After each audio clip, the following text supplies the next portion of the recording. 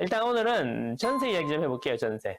이 예전에 이제 2013년, 14년 그때부터 시작해갖고 미친 전세 이런 이야기들이 많이 나왔었는데 지금 그때랑 상황이 비슷하게 흘러가는 것 같다. 왠지 그런 느낌이 든다. 이런 생각이 들어서 좀 걱정이 되는데요. 이제 어쨌든 지금 전세가 계속 오르고 있어요. 우리는 이제 매매가 언제 턴하느냐, 돌아서느냐 이런 이야기를 계속 하고 있었는데 2023년 초부터 반등할 거다고 얘기했던 사람들은 별로 없는 것 같은데 많이 외로웠는데 요즘에 친구들이 많이 생겨서 좋습니다.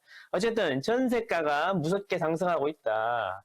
자, 그래서 신문 기사를 좀 찾아봤거든요. 경기도 일부 지역은 전세가율이 80에서 90%까지 올라갔다. 와, 전세가율 80에서 90%면 3억짜리 2억 7천에 사는 거야? 자, 이거 2013년에 서울에서 일어났던 일인데.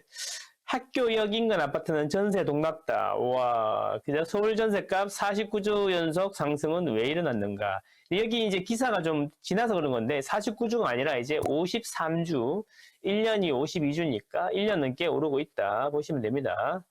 하루새 1억 뛴 전세가, 하루새 갭이 3천만 원, 차라리 사자, 매매가 들썩들썩.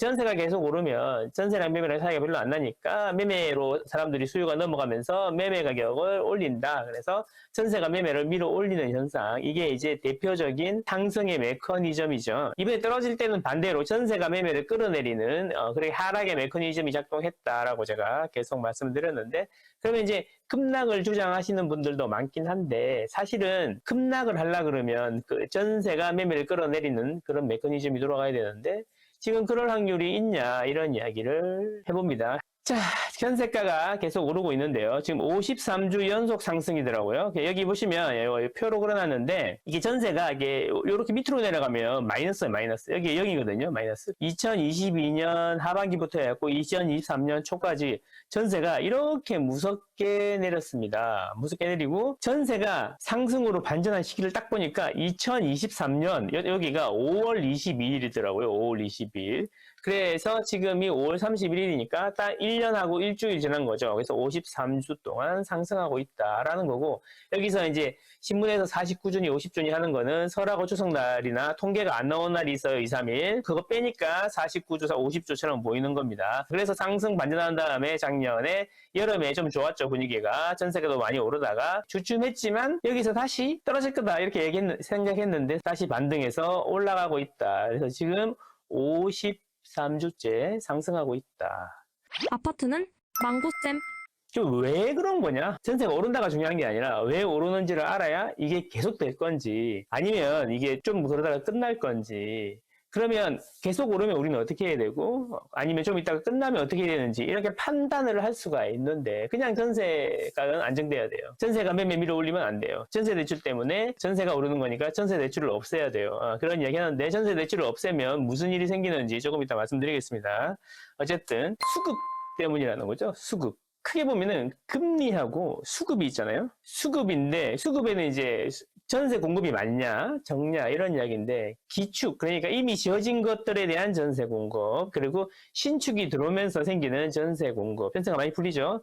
그런 거를 이야기하는 건데 일단 기축에 의한 거는 뭐냐면 우리 보통 아실에서 나오는 전세 매매 물량 이야기 있잖아요. 그래서 2023년 1월 달에 보니까 전세가 제일 많았어. 55,233건이었어요. 서울 기준이에요.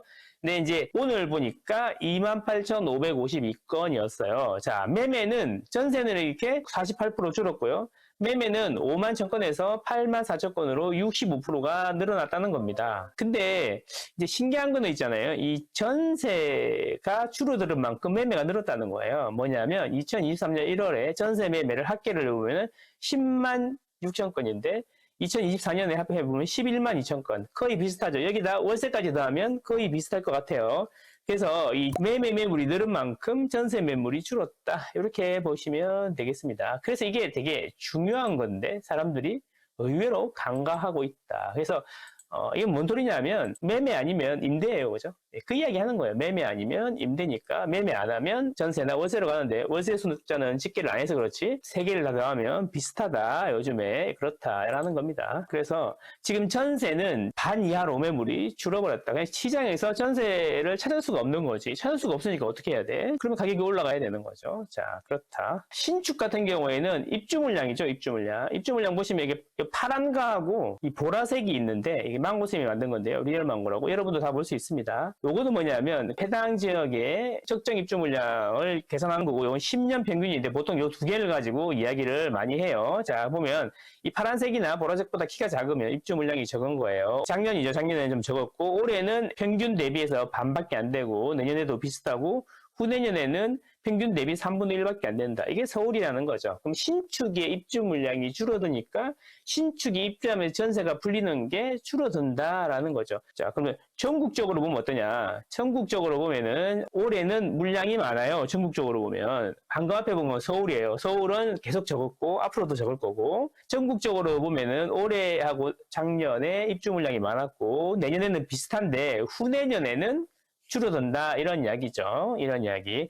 그래서 보면 전세가 지금 오르고 있는 거는 그 신축의 공급으로 설명하기는 좀 애매한 부분이 있는데 애매한 부분이 있어요. 그걸 어떻게 설명하냐? 자, 그러면 그거를 금리로 설명을 하면 된다라는 거죠. 결론부터 말씀드리면 전세자금 대출 금리는 24% 떨어졌습니다. 자, 보시면 이게 은행에서 전세자금 대출을 대출해주는 금리인데요. 이때가 피크였는데 이게 2022년 12월이에요. 이때가 5.16%였습니다. 전세자금 대출 금리가 평균 5.16%였고 지금이 얼마냐면 3.91%입니다. 3.91%. 딱 봐도 눈으로 봐도 많이 떨어졌죠. 그렇죠? 그래서 24% 내려왔다라는 겁니다. 그래서 비용이 24% 줄은 거죠. 사실 이자 비용이 24% 줄었다. 이렇게 보시면 됩니다.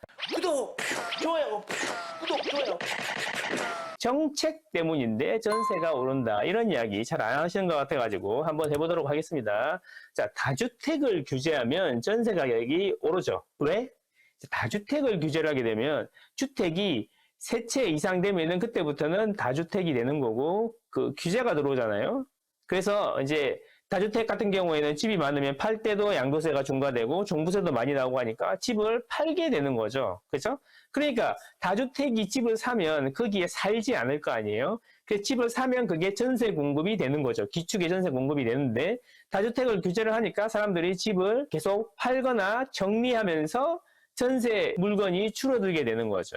자, 두 번째, 취득세 규제인데, 자, 1주택이나 2주택이었는데, 내가 집을 하나 더 살라 그래. 그러면 하나 더 사면 그건 전세 공급이 되겠죠, 어차피. 그런데 취득세가 12% 나오죠, 12%. 이게 이제 710 대책인데, 지난 정권의 22번째 대책이었어요. 그래서 취득세 규제를 하니까, 신규로 취득을 하니까 또 전세가 안 나오는 거죠. 그래서 다주택을 규제하고, 취득세를 규제하니까, 기축의 전세 공급이 줄어드는 거죠. 여기에서 추가로 다주택을 규제하게 되면 숫자를 줄이게 되는데, 자, 세 개가 있어요, 여러분. 생각해 볼게요. 주택이 세 개가 있는데, 빌라가 있고, 아파트가 두 개 있어요. 그럼 뭐부터 제일 먼저 정리하고 싶겠어요? 빌라를 정리하겠죠.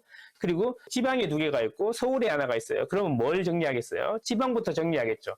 이렇게 되니까, 기축의 전세 공급도 줄어들지만, 양극화도 심해지는 거죠. 지방을 안 좋은 걸 정리하고, 좋은 걸로 옮겨가니까, 이렇게 되는 겁니다.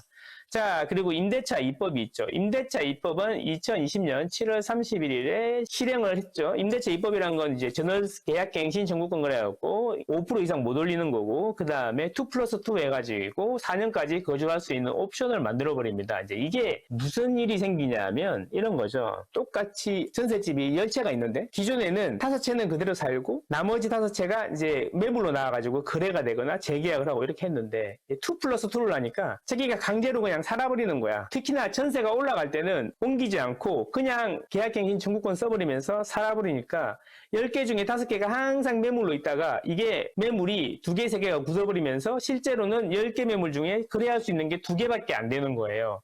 이렇게 되면 무슨 일이 생기냐면 가격이 올라갈 수밖에 없는 거예요. 사람이 이동하는 수요는 보통 일정한데 거래할 수 있는 전세집이 5개 있다가 2개로 줄어들면 가격을 높게 부를 수밖에 없는 거죠. 이렇게 해서 시장에 있는 유통 물량을 줄여버림으로 해서 전세 가격이 추가로 오르게 됐던 거죠. 물론 금리 효과가 크지만 금리 플러스 임대차 입법으로 인해서 유통 물량이 줄어드는 바람에 더 오른 것도 있다. 이렇게 보시면 되겠습니다. 그래서 정책이 뭐 이렇게 집값 잡는다고 했는데 오히려 집값도 못 잡고 전세 가격도 올려버리는 그런 정책으로 인해서 전세 가격이 더 올랐다. 그런데 지금 이게 바뀐 게 있냐 이거죠. 하나도 없다는 거죠. 하나도 없어요. 그래서 금리도 내려가지, 기축의 공급도 줄어들지, 다주택자 취득세 규제는 여전하지, 임대차 입법도 개정이 안 됐지. 그러니까 앞으로 전세는 어떻게 되겠습니까, 여러분? 전세는 더 오르겠죠. 지금 시장이 어떤 상황인지를 제가 한번 보여드릴게요. 최근 15주 내에 가격이 흐름이 어떻게 되는지를 눈으로 보여드리기 위해서 이걸 만든 건데요. 그럼 15주 전에 보면 서울이 전체적으로 파로스름했죠. 내리고 있었다는 거죠. 점점점 얇아지는데 보시면 이쪽 강남 쪽에서부터 빨개지기 시작하더니 한강 쪽으로 건너가고 그 다음에 점점 빨개지더니 이제 지금 어때요? 전체적으로 다 빨간색이 되었다. 이렇게 눈으로 이렇게 서울이 시장이 바닥을 찍고 매매가 올라오고 있다라는 것을 한눈에 알아볼 수 있게 제가 그린 거고 지금은 성동, 용산 이런 데가 미쳐가지고 올라가고 있다라는 겁니다. 그런데 매매만 이루고 있냐? 이거는 전세예요. 전세는 더 난리가 났죠. 아까보다 훨씬 지나지 않습니까? 15주 전에도 이미 서울은 이렇게 오르고 있었다는 거죠. 자, 그럼 이게 뭘 의미할까? 최근 15주만 봐도 매매는 천천히 오르고 전세는 아주 빠르게 오르고 있다. 그럼 매매는 천천히 오르는데 전세가 아주 빠르게 오르면 어떻게 돼요? 갭이 줄어들게 된다. 이게 전세가율이 올라간다. 그래서 매수 심리를 자극할 수 있다. 이렇게 되는 겁니다. 그러면 얼마나 갭이 빨리 줄어들고 있습니까? 그거를 제가 표현한 게 상대 속도라는 건데 여기 보시면 이게 이렇게 올라갈 때는 갭이 빠르게 줄어드는 거고 이렇게 내려올 때는 갭이 빠르게 벌어지는 거예요. 벌어지는 거. 자, 지금 보시면 이 바닥을 찍고 있잖아요. 이렇게 빠르게 기울기가 엄청나죠? 이렇게 빠르게 올라오고 있다는 거죠. 이거는 뭐냐면 이 위로 올라가면 뭐라고요? 갭이 빠르게 줄어들고 있다. 전세가율이 빠르게 올라가고 있다. 이런 의미라고 말씀드렸습니다. 그러면 이제 우리는 어떻게 하는 것이 현명할까요? 이런 생각을 해보게 됩니다. 인정하기 싫지만 제가 생각했던 것보다 훨씬 속도가 빠르다는 거, 저도 아직 이 정도로 빠를지는 예상을 못했다는 거,